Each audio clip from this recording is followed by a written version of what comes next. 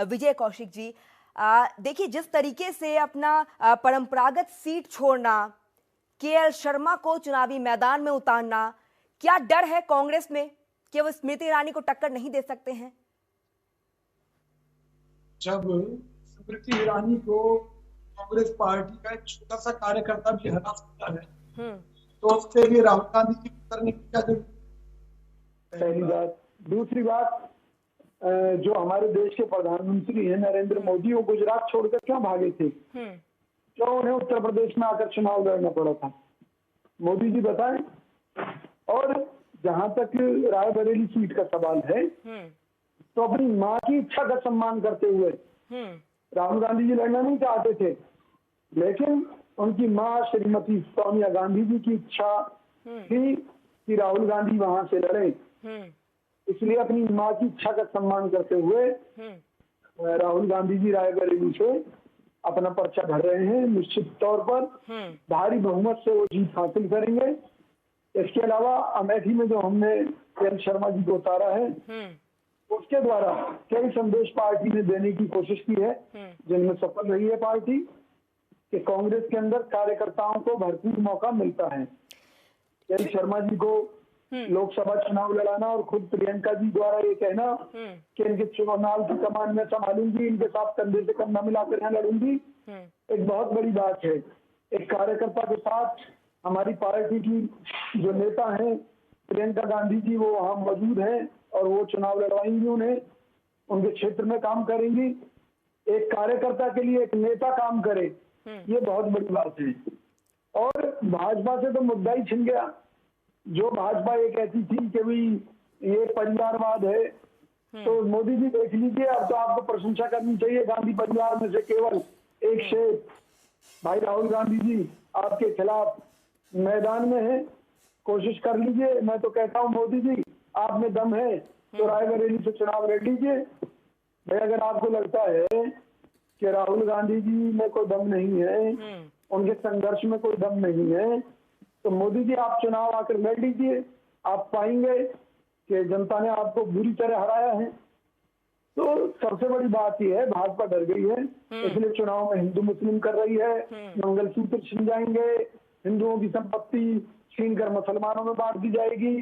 ना वो रोजगार की बात करते हैं, ना वो बढ़ती महंगाई की बात करते हैं, ना वो बढ़ते विदेशी कर्ज की बात करते हैं, ना चाइना के साथ व्यापार की बात करते हैं जो हमारा व्यापार घाटा बढ़ गया है, ना वो इलेक्ट्रॉन बॉन्ड के घोटाले की बात बताते हैं, किस तरह से उन्होंने एक्सटॉर्शन के दम पर पूंजीपतियों को लूटा है, ना वो ये बताते हैं कि किस तरह से उन्होंने देश के बैंकों का पैसा अपने पूंजीपति मित्रों के हवाले कर दिया।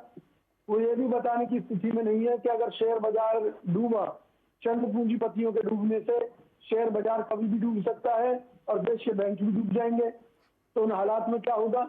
मोदी जी आरबीआई के रिजर्व फंड से 2 बार कई लाख करोड़ निकाल कर खर्च कर देते हैं, जो कि देश के इतिहास में पहली बार हुआ है। तो आपातकालीन स्थिति में लोगों के हाथ में झुंझुनने के अलावा क्या होगा, मोदी जी बताने की स्थिति में नहीं है। इन्हें तो केवल क्या है, राहुल गांधी जी ने क्या खाया है, क्या पिया है, वो टॉयलेट क्यों चले गए, वो विदेश क्यों चले गए, वो रायबरेली से क्यों लड़ रहे, नहीं लड़ रहे तो क्यों नहीं लड़ रहे हैं। अरे ये कोई मुद्दे थोड़ी ना मोदी जी। आप तो केवल अपने काम गिनाइए कि आपने उपलब्धि क्या हासिल की है। क्या 2 करोड़ रोजगार हर साल दिए? नहीं दिए। क्या 100 स्मार्ट सिटी में से एक भी स्मार्ट सिटी बनाई? नहीं बनाई। क्या 350 आदर्श गाँव में से एक भी आदर्श गाँव बनाया? नहीं बनाया। आप तो कोरोना वैक्सीन में घोटाला कर गए, चंदेबाजी करके देश के लाखों लोगों को मार डाला, लाखों महिलाओं के मंगलसूत्र मोदी जी ने छीन लिए। उसके बाद बेशर्मी के साथ हिंदू मुस्लिम करते हैं। अरे भाई गांधी परिवार से इतनी दुश्मनी है तो मरवा दो इन्हें। इनके परिवार ने तो पहले भी शहादत दी है। राहुल गांधी जी को भी मार डालो, प्रियंका को भी मार डालो अगर इन्हें आपको इतनी दुश्मन नजर आते हैं तो। अरे भाई इतनी गंदी राजनीति पर मत करिए मोदी जी। बात मुद्दों की कीजिए, बात उन घोटालों की कीजिए कि जिसमें आपने एक कंपनी से पैसे लेकर उसे टनल बनाने का ठेका दे दिया। एक कंपनी के 286 करोड़ माफ करके उनसे 150 करोड़ रुपए चंदा ले लिया। तो ये इतनी लूट, इतनी बेईमानी, देश के 81 करोड़ लोगों को गरीब बनाकर उन्हें 5 किलो गेहूं पर जिंदा रखना, वोट बैंक की कौन सी राजनीति है, मेरी तो समझ से बाहर। चलिए, वोट बैंक की राज तो उठ रहे हैं विजय जी, लेकिन सवाल ये भी है कि राहुल गांधी अमेठी नहीं रायबरेली ही क्यों, उन्होंने वहीं को क्यों चुना, ये एक बहुत बड़ा सवाल है। विरासत को संभालने के लिए और कहीं ना कहीं सेफ सीट, एक सेफ जोन गेम खेलने के लिए। पहले मोदी जी की बात का जवाब दे दी। वो ये कह रहे हैं कि चुनाव मैदान का उपयोग कर रहे हैं देश को बांटने के लिए। तो हिंदू मुस्लिम तो मोदी जी खुद कर रहे हैं, पहली बात। दूसरी बात, मोदी जी चाहते हैं डिक्टेटरशिप, वो चाहते हैं कि देश में चुनाव खत्म हो जाए, इसलिए वो कह रहे हैं कि जी चुनावी मैदान का उपयोग हो रहा है इन कामों के लिए। तो चुनावी व्यवस्था को खत्म करना चाहते हैं मोदी जी। दूसरी बात, उनकी पार्टी संविधान को खत्म करना चाहती है, उसके भी इस बात के बयान इनके कई नेताओं ने दिए हैं। अब बात आ जाती है कि राहुल गांधी जी ने रायबरेली को कब चुना। रायबरेली में राहुल गांधी जी को चुना है, पहली बात।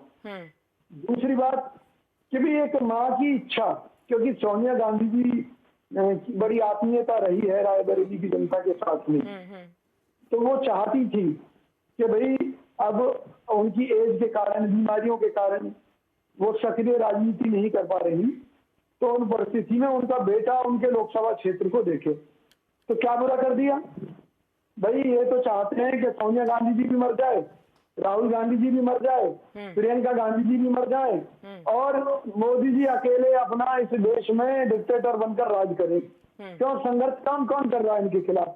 राहुल जी कर रहे हैं, प्रियंका जी कर रही है, सोनिया जी कर रही है। क्योंकि और तो देखो, किसी को सीबीआईडी के जांच में फंसाकर अजीत पवार को अपने पाले में मिला लेते हैं। भाई हमसे बांटने का आरोप लगा रहे हैं। अजीत पवार आज उनके सहयोगी हैं, गठबंधन के दल हैं। उन्होंने अपने मैनिफेस्टो में जातिगत जनगणना की बात की है, जाति आधार पर लोगों की मदद की बात की है। तो मोदी जी क्यों नहीं कहते कि भी उन्हीं के सहयोगी दल देश को बांटने की बात कर रहे हैं? केवल और केवल इन्हें गुमराह करना है, और इनका एजेंडा इतना खतरनाक है। और नहीं तो देखो जी, पाकिस्तान चाहता है कि राहुल गांधी जी पीएम बने। अरे भाई, ये मोदी जी आप केवल जनता को बरगलाने के लिए ये अपने एजेंटों से तमाम तरह के ड्रामे कराते हैं। ओवैसी इनका एजेंट है, कहता है हिंदुओं को भगा देंगे, ये कर देंगे ताकि बीजेपी को फायदा हो। तो ये जब राजनीति इस स्तर की आ जाए, चलिए, बिल्कुल जनता को बरगलाने की कोशिश